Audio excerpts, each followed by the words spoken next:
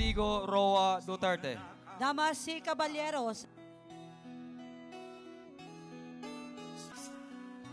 Tayo na magbago.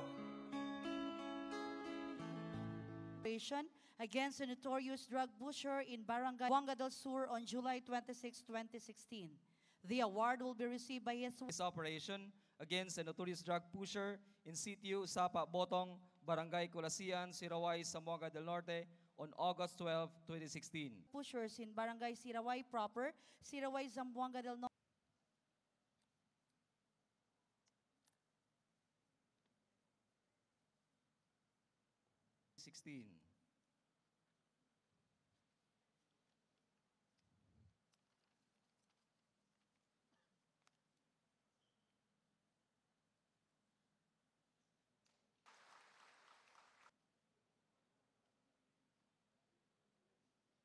For having the most number of drug pushers in Project Tokhang, July to September.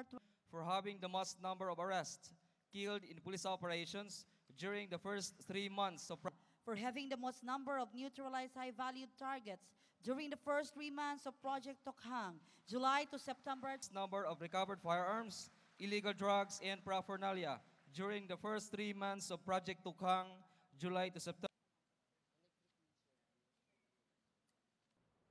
Major General Gerardo pahinga order.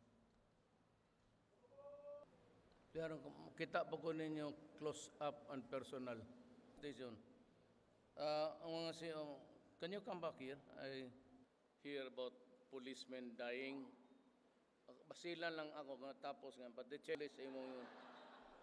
Okay, thank you.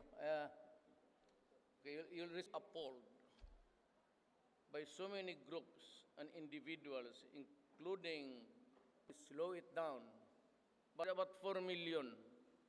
So I was thinking, sinisira talaga ang Pilipinas. Bakit hindi ako magmura?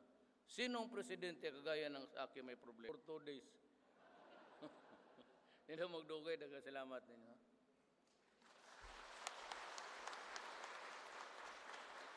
Amin. Dalangin po namin ang ligtas na paglalakbay sa sunod ninyong pagparoroonan. Directorial staff, regional chief, and all provincial directors.